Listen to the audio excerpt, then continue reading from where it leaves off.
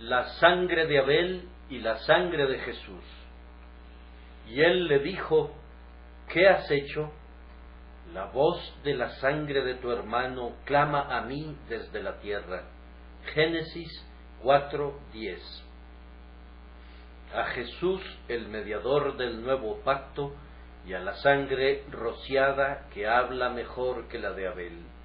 Hebreos 12:24. El primer derramamiento de sangre humana fue un ensayo muy terrible.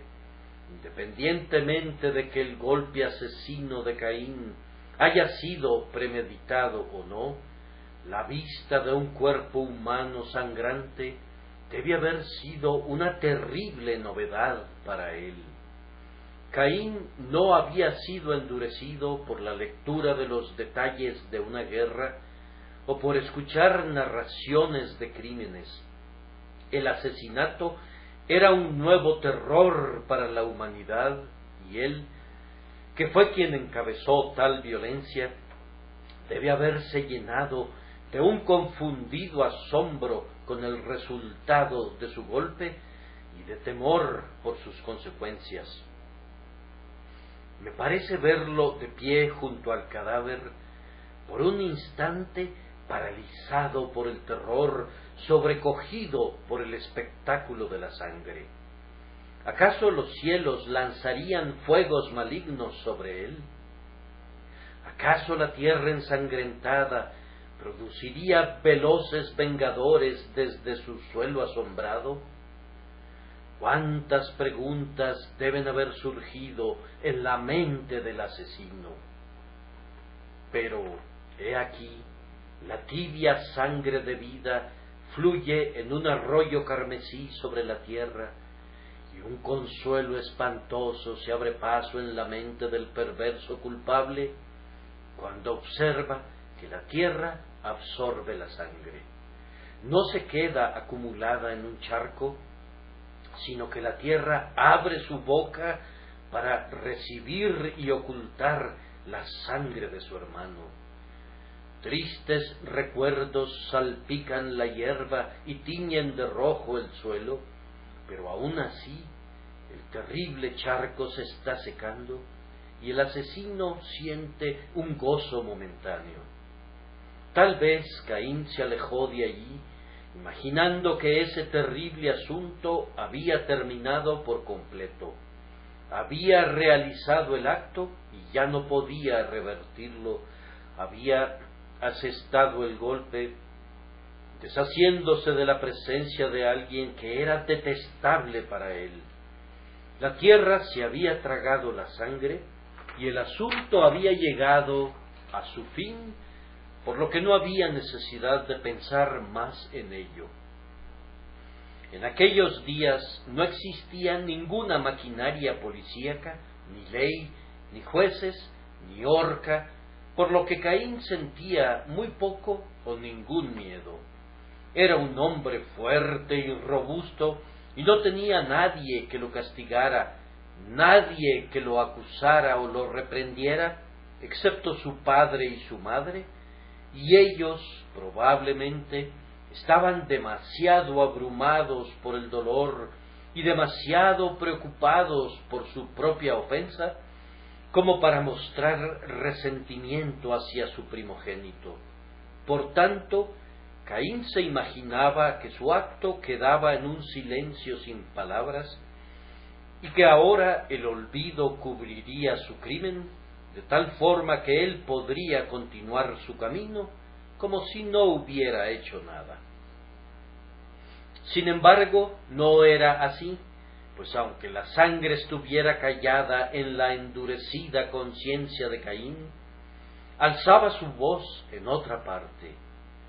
Una voz misteriosa se elevó más allá de los cielos, llegó a los oídos del invisible y conmovió el corazón de la eterna justicia, de tal forma que atravesando el velo que oculta al hombre del infinito, Dios se reveló a sí mismo y habló a Caín.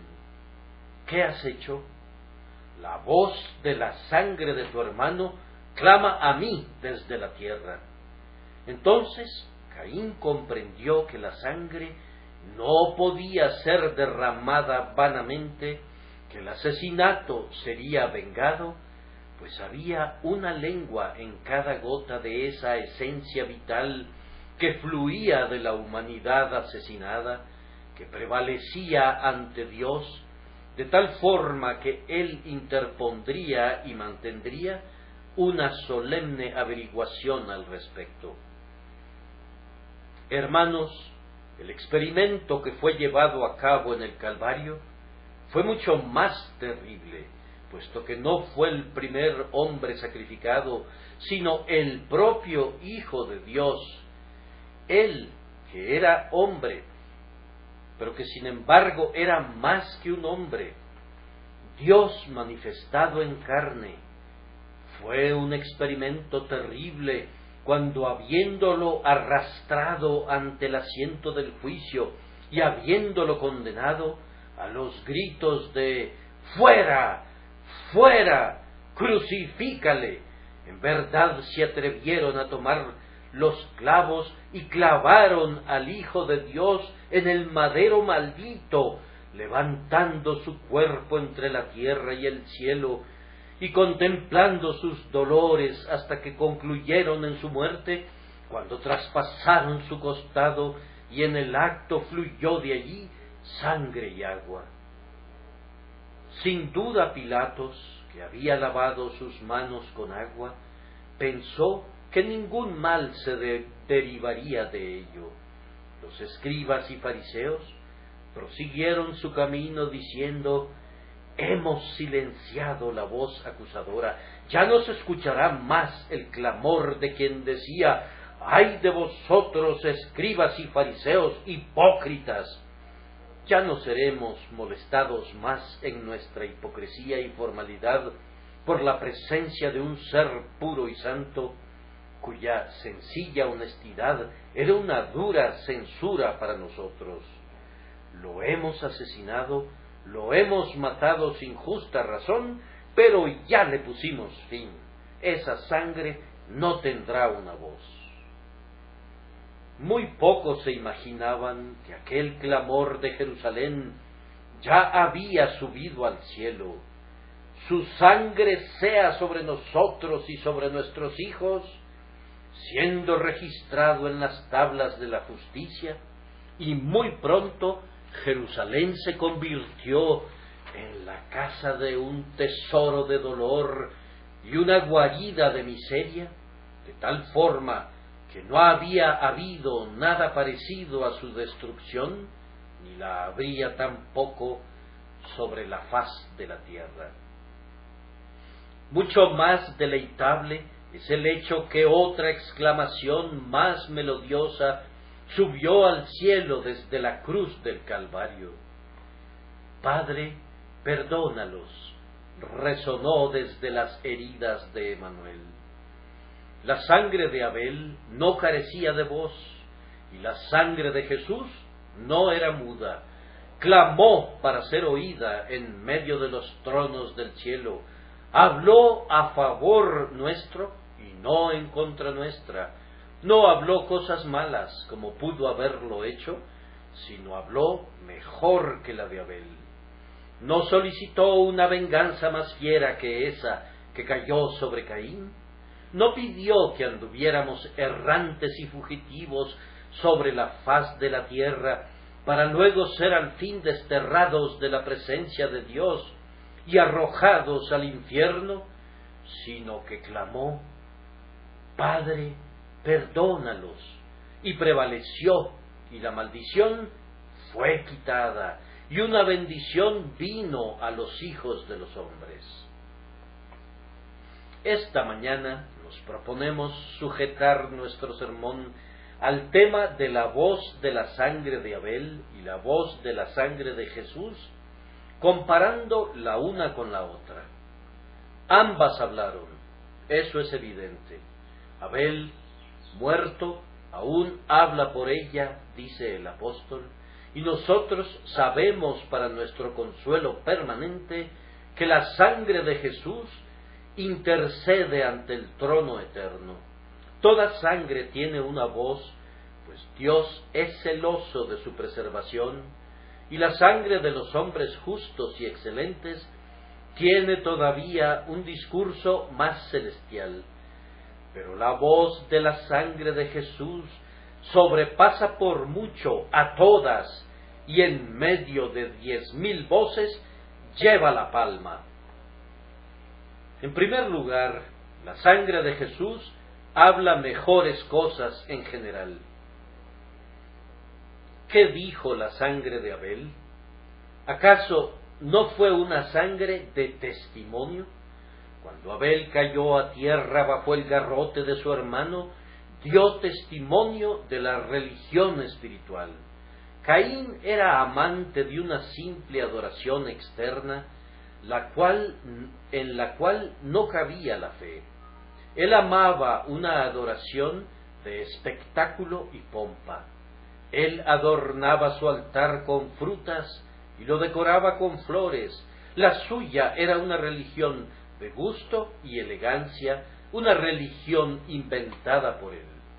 Pero estaba exenta de toda referencia espiritual, creyente y humilde, relativa al libertador espiritual.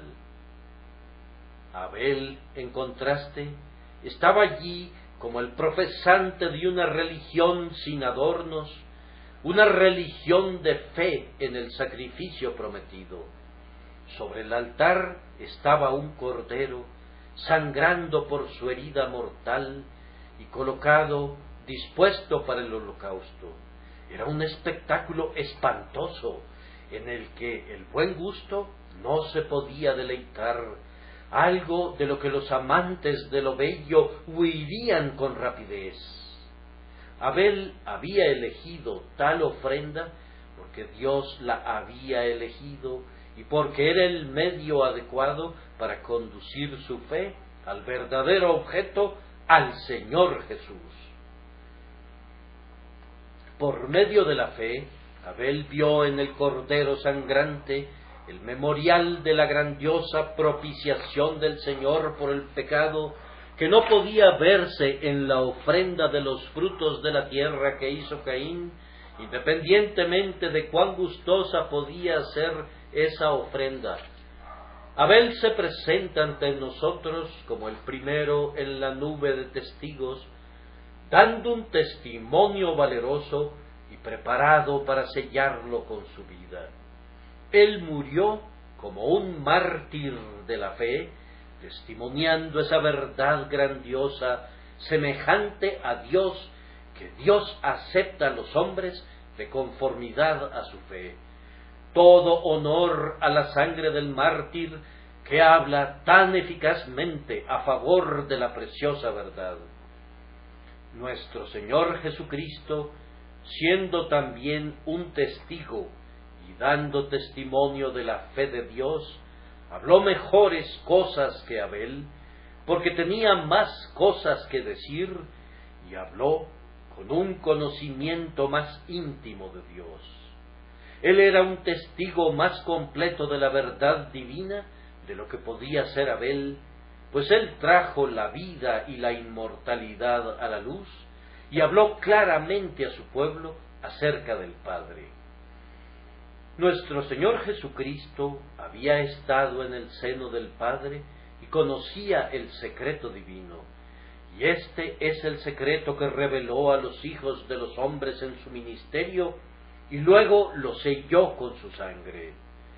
No debe olvidarse que aunque la muerte de Cristo fue principalmente una expiación por el pecado, también fue un testimonio de la verdad, pues Él fue un testigo para el pueblo, un líder y un comandante para el pueblo, y como mártir agonizante y sangrante, será muy claro para ustedes que esta sangre da testimonio de una verdad más plena, más brillante y más gloriosa que el testimonio que dio la sangre de Abel. Además, la sangre de Abel habló buenas cosas en el sentido que fue prueba de fidelidad. este amado siervo del gran Señor fue fiel bajo la oposición de su hermano, sí, fiel hasta la muerte. De él no se podía decir lo que dijo el apóstol de otros individuos, porque aún no habéis resistido hasta la sangre, combatiendo contra el pecado. Él resistió el pecado hasta derramar su sangre. Él fue fiel en toda su casa como un siervo. No se desvió de su integridad y no contó su vida como algo precioso para él. Cuando su sangre caía en la tierra, habló esta cosa buena: grandioso Dios, Abel te es fiel. Pero la sangre de Jesucristo da aún testimonio de mayor fidelidad, pues fue la secuela de una vida perfecta y sin mancha, que ningún acto de pecado ensució jamás. En cambio, la muerte de Abel adornó, es verdad, una vida de fe, mas no una vida de perfección.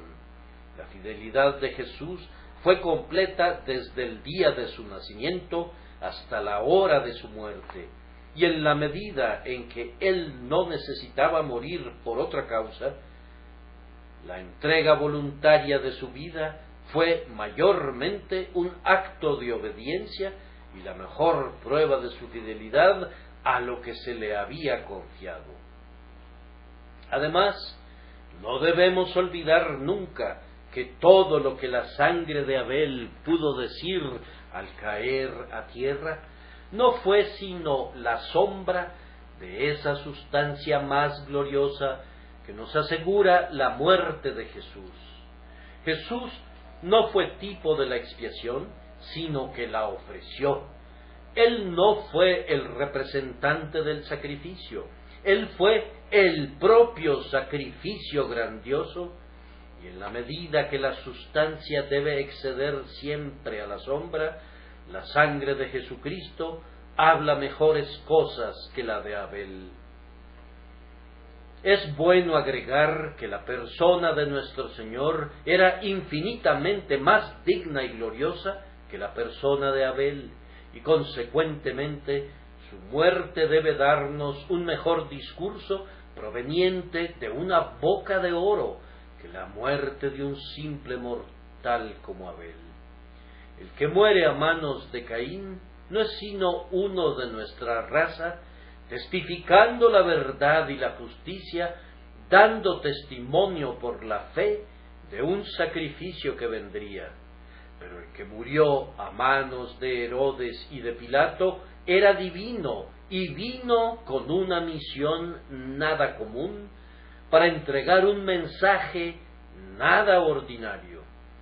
Cuando el glorioso Hijo de Dios inclinó su cabeza y expiró, la voz que se alzó de su sangre debe haber sido necesariamente más alta, más dulce, más plena y más semejante a Dios que la voz de la sangre coagulada de Abel.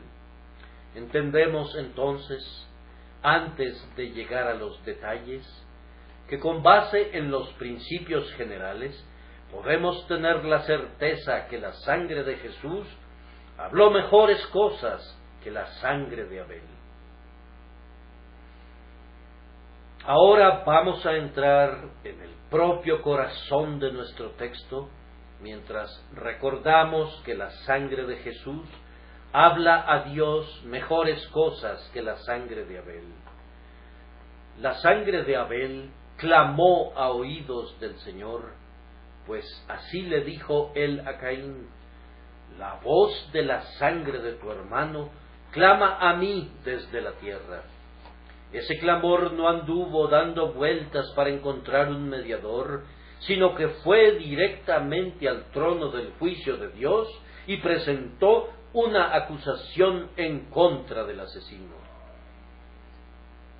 Ahora, ¿qué le dijo a Dios la sangre de Abel?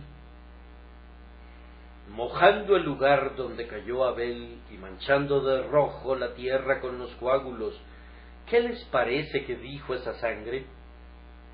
¿Cuál sería la propia reflexión de ustedes? ¿Qué piensan que le dijo a Dios la sangre? Dijo simplemente esto: oh Dios, una de tus propias criaturas, el producto de tu habilidad sin par, ha sido hecha pedazos y ha sido bárbaramente destruida. Un cuerpo vivo y sensible, formado con el arte y la capacidad que sólo tú puedes mostrar, ha sido quebrantado perversamente. El alfarero no soportará que la vasija que ha sido formada en la rueda con tanto costo y trabajo sea quebrada protervamente. Pero aquí está un cuerpo más valioso, mucho más maravilloso de lo que puede crear el arte humano, y éste ha sido destruido. Gran Dios, el creador de todas las cosas, verás esto con paciencia, soportarás ver la obra de tus propias manos tan cruelmente destruida. ¿Acaso no había mucho en este clamor? Luego esa sangre argumentaría adicionalmente: oh Dios, tu criatura ha sido destruida sin causa alguna, no se ha dado ninguna justa razón de provocación, no se ha cometido ninguna ofensa que pudiera merecer un golpe tan terrible, pero una de tus débiles criaturas que reclama tu amable protección ha sido asesinada innecesaria y perversamente. Su sangre apela a ti. Tú, juez de toda la tierra, permitirás que el débil sea pisoteado por el fuerte y dejarás que el inocente sea golpeado por la mano fiera del malvado. Ustedes ven que el grito cobra fuerza. Al principio es: oh Dios, tu criatura ha sido destruida. A continuación es: oh Dios, tu súbdito ha sido maltratado por uno de sus compañeros súbditos, por uno que se ha convertido en tu enemigo. ¿No vas a interferir? Sin embargo, la voz de Abel dijo algo más que esto. Dijo: oh Dios, la sangre aquí derramada fue derramada por ti. Parecía decir: si no fuera por amor a ti, esta sangre no hubiera sido derramada. Si estas gotas no hubieran sido consagradas por la devoción, si esta sangre no hubiera fluido en las venas de un hombre que amó a Dios con todo su corazón, no hubiera sido derramada sobre la tierra. Oh Dios, clama cada gota, yo caí en tierra por ti. ¿Vas a soportar esto? ¿Acaso una criatura que tú has creado va a entregar su vida con dolor y angustia por ti, y serás tú como una estatua fría, inmóvil, inconmovida, inconmovible, y acaso mirarás sin ninguna emoción? ¿No vas a hacer nada, oh Dios? ¿Será derramada la sangre por ti, derramada injustamente, la sangre de tu propia criatura amante y justa, y no vas a intervenir? ¿Qué fuerza hay en esa voz? Sin embargo, la sangre agregó esto: oh Dios, he sido derramada en provocación a ti, pues el golpe que salió de la mano de Caín no estaba únicamente dirigido a Abel, sino que en espíritu estaba dirigido a Dios, pues si Caín hubiera podido hacer lo mismo a Dios como lo hizo a su hermano Abel, sin duda lo habría hecho. Era del malvado y por tanto asesinó a su hermano, y la perversidad anidada en él era deicida. Él hubiera asesinado al propio Dios si hubiera podido, y así la sangre clama: oh Dios, aquí está el guante del desafío que ha sido arrojado ante ti. Caín te desafía, él te ha lanzado el primer golpe, él ha atacado la vanguardia del ejército de tus elegidos. ¿Mirarás esto en calma? ¿Acaso no te vengarás? ¿No tendrás esto en consideración? ¿Habrá silencio en el cielo cuando hay gemidos y gritos en la tierra?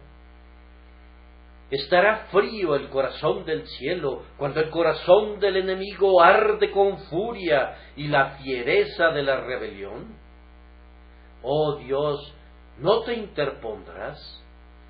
Ciertamente, este es un grito que perfora el cielo, pero esto no es todo. La sangre del protomártir agregó a todo esto la siguiente argumentación. Oh Dios, esta es la primera sangre humana que ha sido derramada por medio de un asesinato y derramada por mano de un hermano desnaturalizado. ¿Pasarás esto por alto? Entonces, ¿cómo puedes ser justo? ¿Acaso esta sangre no ha retado la propia existencia de la justicia de Dios? Oh Dios, si tú no castigas este primer asesino bárbaro que mata a su hermano, entonces, a lo largo de todas las edades, los hombres se amotinarán en sangre y se sentirán libres para asesinar y dirán: ¿cómo lo sabrá Dios? El que se sienta en los cielos no lo mira, ni siquiera hablará. Sería como si Dios otorgara una licencia para que los hombres derramaran sangre y diera permiso para que el asesinato, mostrando su mano ensangrentada, reinara sobre toda la creación, si el primer asesinato pasara desapercibido por el grandioso juez de todos. ¿Escuchan, hermanos, qué tono debe haber tenido la sangre de Abel y con qué poder debe haber subido al cielo? Pero no somos libres de conjeturar en lo relativo al poder de ese clamor, pues se nos dice que Dios lo oyó, y cuando lo oyó, Él vino a pedirle cuentas a Caín, y dijo: ¿qué has hecho? La voz de la sangre de tu hermano clama a mí desde la tierra. Luego vino la sentencia marchitante del crimen. La tierra que había bebido la sangre se volvió maldita para Caín, de tal forma que aunque la arara todo lo que pudiera, no le podría dar una cosecha abundante. Aunque la trabajara como quisiera, con todo arte y habilidad, nunca podría darle su fuerza a Caín. La maldición original de espinos y cardos que había caído sobre la tierra cuando Adán sobrevivió, fue ahora duplicada en Caín, de tal forma que sólo cosechaba puñados y recogía escasas gavillas. Esta sería una constante amargura mezclada con su pan diario, mientras que por encima de todo ello, él recibió en su corazón una maldición que lo convirtió en el esclavo de sus propios espantos. Caín servía al miedo y al temblor como si fueran sus dioses, y anduvo errante por la tierra con oscuridad dentro de él y oscuridad a su alrededor, sin gozarse nunca más, llevando el sello de reprobación fijado en su frente. Su vida fue sin duda un infierno en la tierra, y al fin fue arrojado para siempre de la presencia del Dios Altísimo. La sangre tiene una voz, y cuando ésta es oída contra un hombre, trae sobre él una maldición indecible. Bien, ahora, hermanos, es una tarea muy dulce pedirles que vuelvan sus mentes de la sangre de Abel a la sangre de Jesús.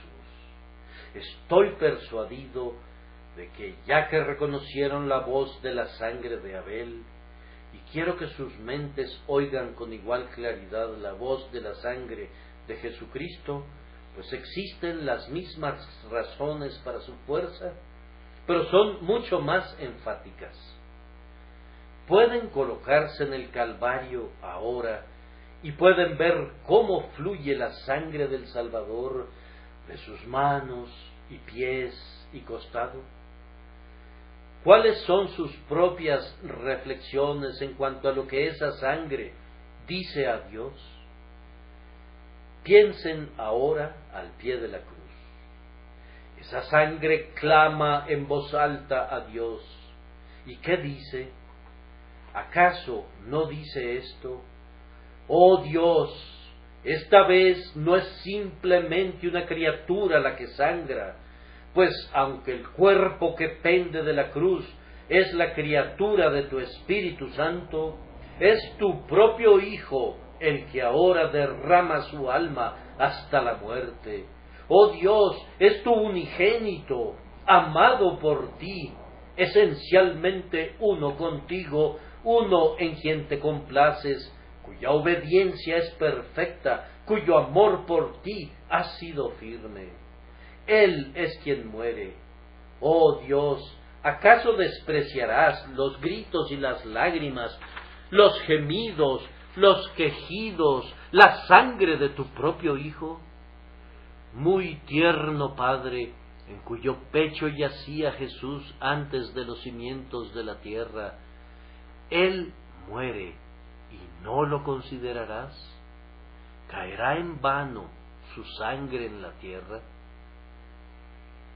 Luego, además, la voz argumentará: no es únicamente tu Hijo, sino tu Hijo perfectamente inocente, quien no tenía ninguna necesidad de morir, porque él no tenía pecado original que le habría traído corrupción, que además no tenía ningún pecado, que a lo largo de toda la vida no había hecho nada digno de la muerte o de las cadenas.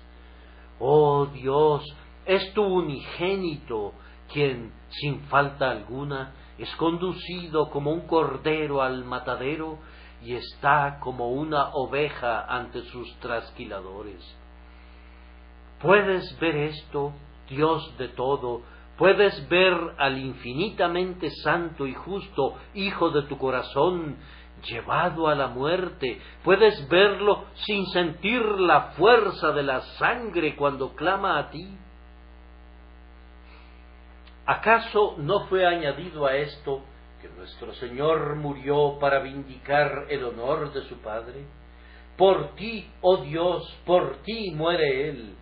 El que está crucificado en el Calvario está allí por deferencia a tu propio decreto, en el cumplimiento de tu propio propósito, en vindicación del honor de tu ley, para que tú puedas ser glorificado, para que tu justicia sea cumplida y tu misericordia tenga un imperio ilimitado. Oh Dios, el sufriente, pálido en la muerte, cuyas heridas están abiertas por los crueles clavos y cuya alma está atormentada por un dolor indecible, muere por ti. Si no hubiera habido Dios, no tenía que morir. Si no hubiera habido una ley que vindicar, una verdad que defender, un honor, una majestad y una justicia a las cuales rendir homenaje, no era necesario que Él muriera.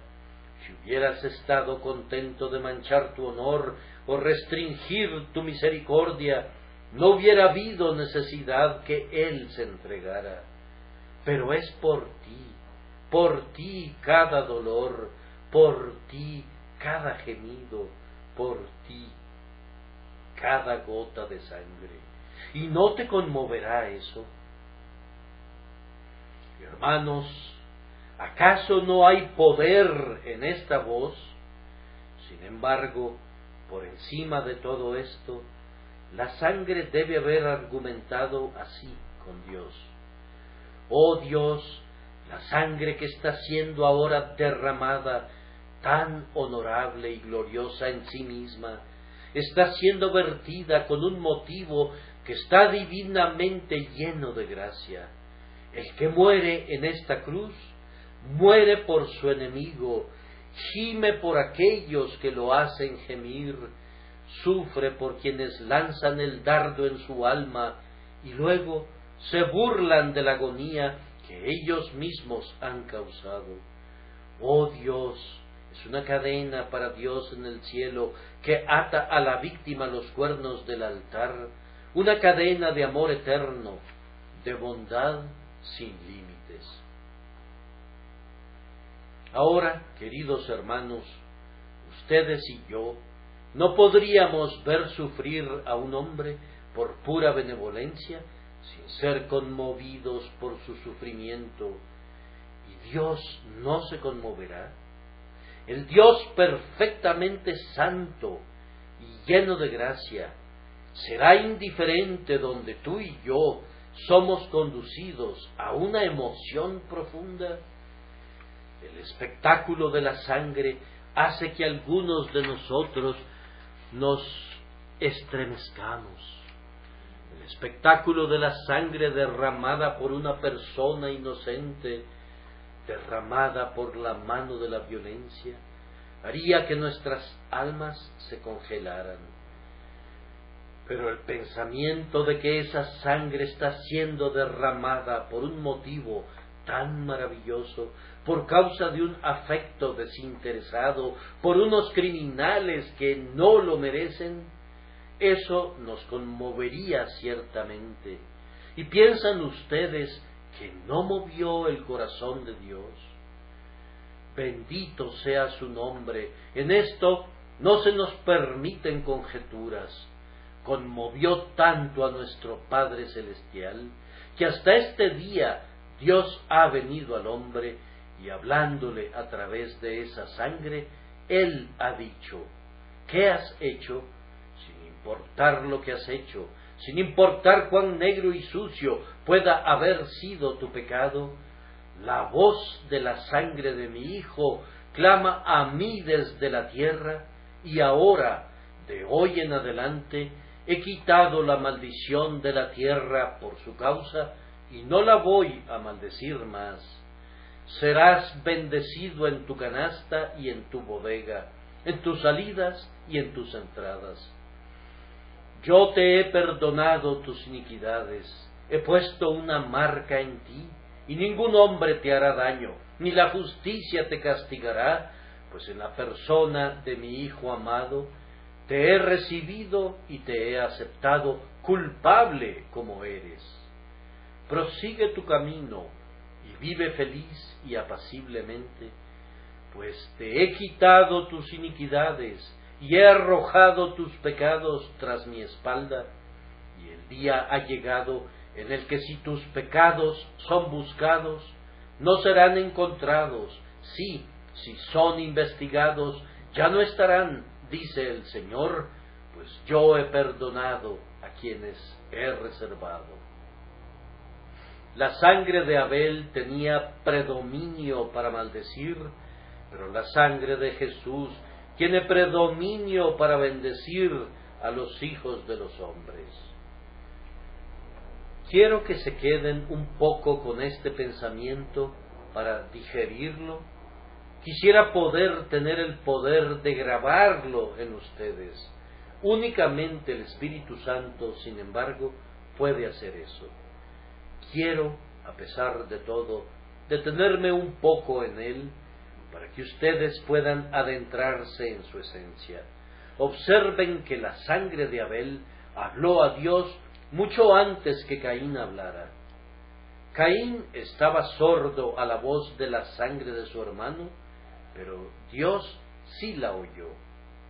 Pecador, mucho antes de que oigas la sangre de Jesús, Dios la escucha y perdona tu alma culpable. Mucho antes de que esa sangre entre en tu alma para derretirla en arrepentimiento, intercede por ti ante Dios. No fue la voz de Caín la que hizo descender la venganza, sino la voz de la sangre de Abel. Y no es el clamor del pecador que busca misericordia el que es causa de misericordia, sino el clamor de esa sangre de Jesús. Sé que me dirán que no pueden orar. Oh, qué misericordia es que la sangre sí pueda hacerlo, y que cuando ustedes no pueden argumentar para prevalecer, la sangre interceda. Si ustedes van a obtener misericordia de Dios y recibir el perdón, no será por la eficacia de sus oraciones y lágrimas, sino por medio de la eficacia de esa sangre del amado Hijo de Dios. Caín no pidió la venganza, pero ésta vino sin ser buscada por medio de la sangre, y tú, aunque sientas como si difícilmente te puedes atrever a buscar misericordia, la encontrarás si puedes confiar en la sangre de Jesús que habla por ti. La sangre no necesita de tu voz para incrementar su poder con Dios. Él oirá tu voz, pero es porque Él oye la sangre de Jesús antes que nada. Es para nosotros una misericordia que la sangre de Jesucristo hable por el culpable, así como la sangre de Abel habló en contra del culpable. La sangre de Jesús no intercede por el inocente, si existiera tal persona, pues no necesitaría la intercesión del sacrificio de expiación. Jesús intercede por los rebeldes para que el Señor Dios habite en ellos.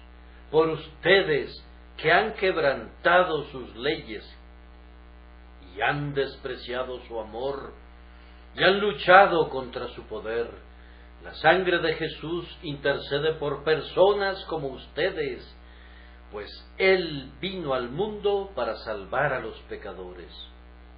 El Hijo del Hombre vino a buscar y a salvar lo que se había perdido. La sangre preciosa habla constantemente.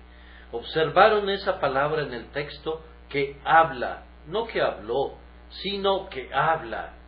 La sangre de Jesús intercedió por el ladrón en la cruz, pero nunca perderá su poder hasta que toda la iglesia rescatada por Dios sea salvada para no pecar más. Hermano, cuando el pecado que prevalece oprime a la conciencia, es una grandísima misericordia saber que tenemos, inclusive ahora, un Salvador que prevalece. Hace años, algunos de nosotros venimos a Cristo y encontramos perdón, pero nuestra fe desmaya ocasionalmente y nuestras dudas se fortalecen. Vayamos nuevamente a la fuente, miremos de nuevo a la cruz, pues la sangre habla todavía. En efecto, nuestro Jesús sangra todavía el día de hoy, tanto como lo hizo hace 1800 años, pues la sangre es ciertamente tan segura en su poder con Dios en el momento presente, como cuando el ladrón dijo: acuérdate de mí. Pensemos en esto y regocijémonos. Alma mía, cuando no puedas suplicar a Dios, cuando no te atrevas a hacerlo, cuando tu lengua esté callada y la desesperación amordace tu boca, aún entonces Jesús intercede. Ahora, aférrate a la intercesión, ven y arrójate sobre Él, descansa enteramente en Él. Él prevalecerá, aunque tú no puedas. Él tendrá éxito, aunque tú no tengas ningún poder. Ven entonces y vincúlate con la intercesión infalible de la preciosa sangre que prevalece, y entonces estarás bien, estarás seguro y salvo para siempre. Que Dios nos conceda gracia para que hagamos esto, cada uno de nosotros, y a Él sea la alabanza. Además, la sangre de Jesús nos habla mejores cosas en nuestros corazones que la sangre de Abel. Yo supongo que la mayoría de ustedes leyeron la narración escrita por los corresponsales de los periódicos que han estado presentes en los campos de batalla de Kenigratz o Sadova. Cómo lo estremecía a uno leer acerca de las trincheras repletas de sangre y del olor de cuerpos putrefactos que se volvía tan intolerable que los viajeros ansiaban abandonar el campo de batalla con premura. A mí no me gustaría ser Bismarck, ni el príncipe de la corona de Prusia, ni el rey, ni nadie que tuviera que ver con una guerra tan sanguinaria y tan injustificable. Yo supongo que los asesinos se acostumbran a tales cosas. Yo supongo que ellos pueden leer sin emoción acerca de miles de personas mutiladas por las balas y las bombas, e incluso ver las pilas de cadáveres sin estremecerse, pero estoy seguro de esto, que a mí me volvería loco. Tener la sangre de una persona derramada a mi puerta sería suficiente para eliminar todo consuelo de mi vida. Pero hacer derramar la sangre de decenas de miles simplemente para complacer una ambición hace tambalear la razón de inmediato.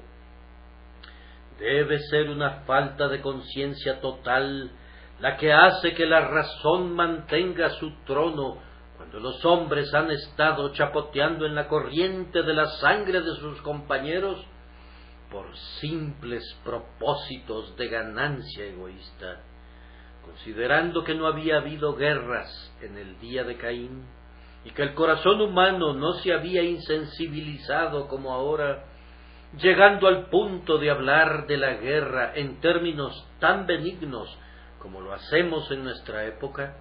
Ciertamente, si Caín hubiera tenido algo de conciencia, debía haber sido un horrible pensamiento para él haber matado a su hermano. He matado a un hombre, he derramado su sangre. Ciertamente esto habrá sobresaltado su sueño. ¿Cómo podía estar calmado en su lecho solitario? Ese hombre con su mano teñida en sangre, culpable, un siniestro chambelán, con dedos manchados con el rojo de la sangre, seguramente cerró las cortinas de su cama. ¿Acaso no regresaría a su mente todo el espectáculo? La conversación en el campo, el impulso súbito, el golpe, la sangre, la mirada de su víctima cuando clamaba por piedad, mientras un cruel golpe seguía al otro, y luego el espectáculo del cuerpo desfigurado y del arroyo de sangre y de las manchas de color carmesí en la tierra empapada. Oh, debía haber sido un recuerdo enrollado como una víbora alrededor del asesino donde quiera que se encontrara. Pudo muy bien construir una ciudad, como se nos dice que lo hizo, para apagar estos recuerdos ardientes. Entonces le vendría el pensamiento: lo asesinaste a pesar de que era tu hermano. ¿Soy yo, acaso, guarda de mi hermano?, dijo él, pero los hombres pueden hablar a veces más altaneramente de lo que en secreto hablan sus corazones. El horror del acto fratricida debe haber perseguido a Caín. Yo maté a mi hermano, el que nació primero de mujer mató a quien nació después. Y luego se le haría preguntar: ¿por qué lo maté? ¿Qué mal me había hecho? ¿Qué importa si ofreció un sacrificio diferente al mío? ¿Y qué si Dios lo aceptó a él y no a mí? Y sin embargo, ¿qué mal me hizo? Si Caín tenía alguna conciencia, la inocencia de su víctima debe haber incrementado su desasosiego, pues recordaría cuán inofensivamente había cuidado sus ovejas, habiendo sido como una más en medio de ellas, tan parecido a un cordero, ese hombre pastor, una verdadera oveja de los pastos de Dios. Sin embargo, diría Caín, yo lo asesiné porque yo odiaba a Dios, el Dios ante cuyo tribunal pronto voy a comparecer, el Dios que puso esta señal en mí. ¿Pueden imaginarse al hombre que tenía que ser diariamente enseñado y recriminado por una sangre de hermano? Se requiere la mente de un poeta para enseñarle. Piensen cómo se sentirían si hubieran matado a su propio hermano, cómo la culpabilidad estaría suspendida sobre ustedes como una nube negra, derramando horror sobre sus almas. Ahora, hermanos, ¿hay algo más que una fuerza igual en el clamor de la sangre de Jesús? Pero actúa de manera diferente y habla de mejores cosas. Debemos recordar, sin embargo, que habla de esas mejores cosas con la misma fuerza. Hay consuelos que se levantan de la sangre de Jesús tan poderosamente como horrores se alzaron de la sangre de Abel. Cuando el pecador mira a Jesús crucificado, puede decir muy bien: si no supiera que toda esta sangre fue derramada para mí, así como también por mí, mis miedos se multiplicarían 1000 veces. Pero cuando pienso que esa preciosa sangre es sangre derramada en lugar de la mía, que es sangre que Dios planeó y ordenó que fuera derramada por mí desde antes de la fundación del mundo, cuando pienso que esa es la sangre del propio amado Hijo de Dios, a quien ha herido en vez de castigarme a mí, haciéndolo soportar toda su ira para que yo no tuviera que soportarla, oh Dios mío, qué consuelos fluyen de esa bendita fuente.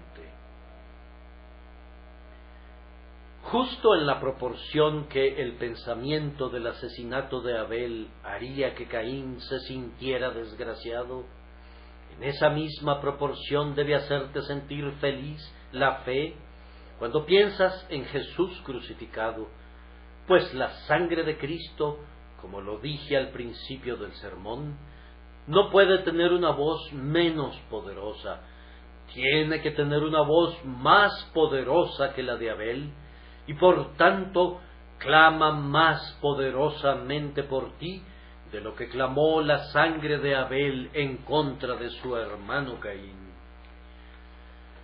Oh, entonces, pecados míos que claman, yo puedo escucharlos, pero no tengo temor de ustedes, pues la sangre de Jesús habla más fuerte que todos ustedes.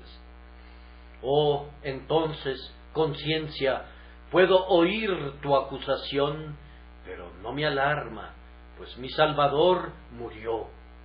Me presento ante Dios con perfecta confianza, porque he sido rociado con la sangre de mi sustituto. Si el horror de Caín con una conciencia despierta podría ser insoportable, así la paz que me viene por medio de la preciosa sangre de Jesús es indescriptible e inefable, una paz como un río, una justicia como las olas del mar. Dulce paz poseen todos aquellos que oyen que la sangre habla a sus almas, diciéndoles que el pecado es perdonado, que Dios está reconciliado, que somos aceptados en el amado, y que ahora somos preservados en Cristo Jesús, y que nunca vamos a perecer, y que nadie nos arrebatará de su mano. Yo confío que ustedes conocen, y sé que muchos de ustedes en verdad lo conocen, el dulce poder de esta sangre que habla de paz, tal sangre inocente, ordenada con el propósito de dar paz, es preciosa más allá de todo precio. Oh alma mía, nunca busques la paz en otra parte y nunca tengas temor de encontrar paz aquí. Si el día de hoy oh cristiano, has perdido tu confianza, si hoy estás consciente de haber sido falso con tu Señor y de haber despreciado su espíritu, si hoy te sientes avergonzado del propio nombre de cristiano porque tú lo has deshonrado, si hoy la desesperación está lista para estrangular tu esperanza y estás tentado a abandonarlo todo, ven ahora mismo, a esa preciosa sangre. No pienses que mi Salvador puede salvar únicamente a pequeños pecadores. Él es un grandioso Salvador, poderoso para salvar. Yo sé que tus pecados hablan en voz muy alta. Pueden muy bien hacerlo. Yo espero que oigas su voz y los odies en el futuro. Pero ellos no pueden hablar tan alto como lo hace la sangre de Jesús.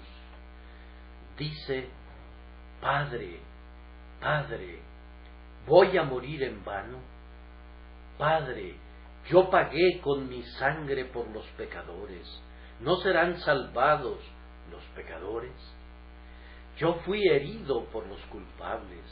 ¿Serán castigados también los culpables? La sangre dice: oh Dios, yo he reivindicado tu ley. ¿Qué más demandas? Yo he honrado tu justicia. ¿Por qué habrías de arrojar al infierno al pecador? Oh, tu benignidad divina, ¿acaso puedes recibir 2 pagos por una ofensa y castigar a aquellos por quienes sufrió Jesús? Oh justicia, ¿vas a vengarte aquí? Oh misericordia, cuando el camino ha sido limpiado, ¿no correrás hacia los pecadores culpables? Oh amor divino, cuando es abierto un sendero para ti, ¿no te mostrarás tú mismo a los rebeldes y a los viles? La sangre no intercederá en vano. Los pecadores serán salvos, y tú y yo espero, estaremos en medio de ellos para alabanza y gloria de su gracia. 2 o 3 palabras para concluir. La sangre de Jesús, aún en mi texto, habla de mejores cosas que la sangre de Abel. Habla de las mismas cosas, pero en un mejor sentido. ¿Se fijaron en el primer texto? Dios dijo a Caín: ¿qué has hecho? Ahora eso es lo que la sangre de Cristo les dice a ustedes. ¿Qué has hecho? Mi querido oyente, ¿acaso no sabes que tus pecados mataron al Salvador? Si hemos estado jugando con el pecado y lo hemos considerado como algo muy pequeño, algo sin importancia, con lo que podemos jugar y hasta reírnos de él, corrijamos ese error. Nuestro Salvador cuelga de la cruz y fue clavado allí por nuestros pecados. ¿Los consideraremos como algo sin importancia? Mirando desde la cruz, Jesús nos dice: ¿qué has hecho? Oh querido oyente, ¿qué has hecho? Has asesinado a tu mejor amigo y te has arruinado a ti mismo. Déjenme hablar a cada uno ahora en lo individual. Hagan ahora un inventario de sus pecados. Revisen la lista negra desde su niñez hasta ahora. ¿Qué has hecho? Señor, he hecho lo suficiente para llorar para siempre, si no fuera porque tú has llorado por mí. Gotas de dolor no pueden pagar nunca la deuda que es debida a tu sangre. He hecho mal, Señor, pero tú me has hecho bien. ¿Qué has hecho? ¿Qué has hecho? Fue una terrible acusación para Caín. Pudo haberlo atravesado como un dardo, pero para ti y para mí es la suave voz de un padre que pregunta y que nos conduce al arrepentimiento, que nos conduzca ahora. Lo que quiero indicar principalmente es esto. Si se fijan en el segundo texto, esta sangre es llamada la sangre rociada. Yo no puedo decir si la sangre de Abel roció a Caín o no, pero si hubiera sido así, debe haber añadido a su horror el tener la sangre realmente rociada sobre él. Pero en el caso nuestro, esto añade al gozo, pues la sangre de Jesús es de poco valor para nosotros mientras no sea rociada sobre nosotros. La fe hunde al hisopo en la sangre de la expiación y la rocía sobre el alma, y el alma queda limpia. La aplicación de la sangre de Jesús es la verdadera base del gozo y la fuente segura del consuelo del cristiano. La aplicación de la sangre de Abel debe haber sido un horror, pero la aplicación de la sangre de Jesús es la raíz y el fundamento de todo deleite. Hay otro tema en el texto con el cual concluyo. El apóstol dice: os habéis acercado a la sangre rociada. Él menciona eso, entre otras cosas, a las que nos hemos acercado.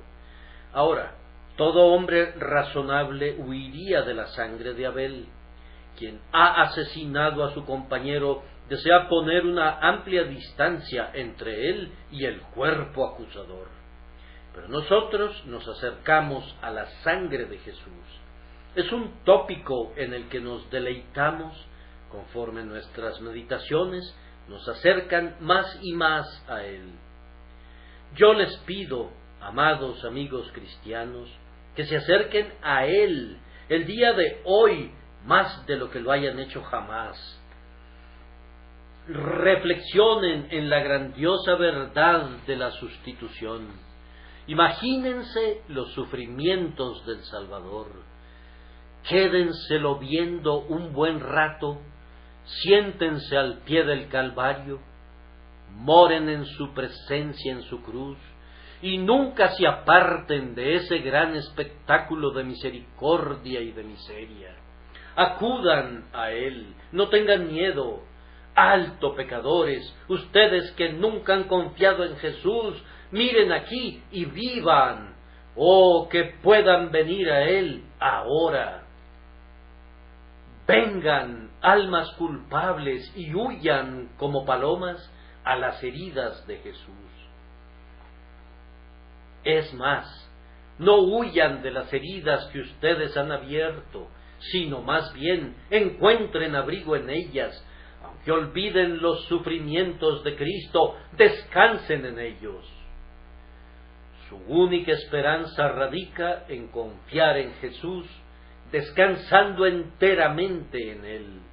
Piensen mucho en los dolores de su Señor, y si puedo yo sugerir a algunos de ustedes que no vendrán al servicio el día de hoy por la tarde, que pasen 1 hora o 2 entre los servicios considerando los sufrimientos del Salvador, esas consideraciones pueden ser el medio de traerles la fe.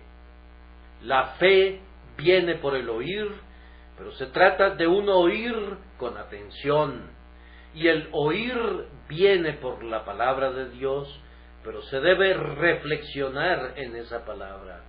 Abran la palabra, lean la historia de la cruz, pídanle al Señor que la bendiga para ustedes, y quién sabe si por medio del Espíritu Divino algunos de ustedes pueden oír todavía la voz de esa sangre que habla mejores cosas que la de Abel. Que el Señor bendiga a cada uno de ustedes por causa de su nombre. Amén.